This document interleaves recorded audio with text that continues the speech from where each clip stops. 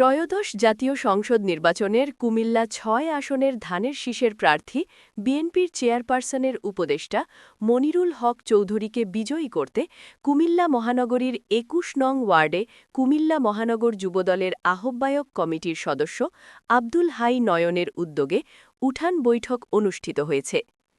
রবিবার সন্ধ্যায় ধানের শীষ মার্কার মনোনীত প্রার্থী আলহাজ মনিরুল হক চৌধুরীকে ভোট দিতে উঠান বৈঠক ও নির্বাচনী অফিস উদ্বোধনে প্রধান অতিথি হিসেবে উপস্থিত ছিলেন কুসিকের সাবেক কাউন্সিলর ২১ নং ওয়ার্ড বিএনপি সভাপতি কাজী মাহবুবুর রহমান।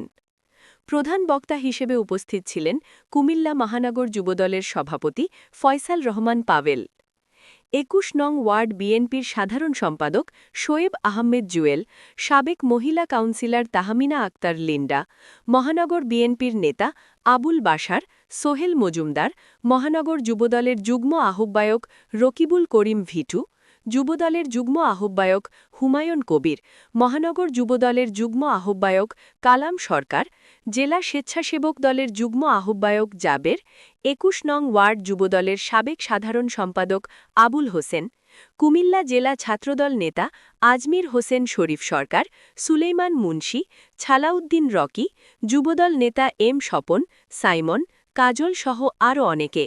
আজকে অনুষ্ঠানে আপনারা এসেছেন, সকলকে আমি আমার পক্ষ থেকে ধন্যবাদ জানাই এবং আমরা সকলেই এই ব্লকে যারা আছি আগামী 12 তারিখ আমরা এই দেশকে উন্নয়নের স্বার্থে, কুমিল্লাকে উন্নয়নের স্বার্থে, আমাদের এই এলাকাকে আরো বেশি উন্নয়নের স্বার্থে আমরা মোরলক চৌধুরীকে আমরা আমাদের প্রতিনিধি হিসাবে দেখতে চাই।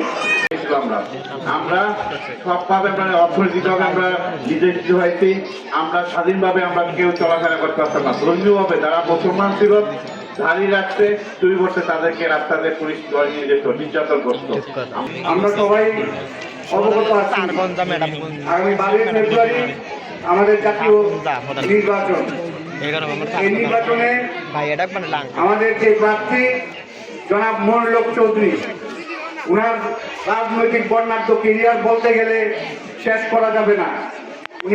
আপনারা দেখছেন মেঘনা টিভি, সত্যি সন্ধানে সবসময়। এছাড়া দেশ বিদেশের নিত্য নতুন খবর জানতে মেঘনা টিভির ফেসবুক পেজ facebook+meghnaTV.bd তে লাইক দিয়ে আমাদের সাথেই থাকুন।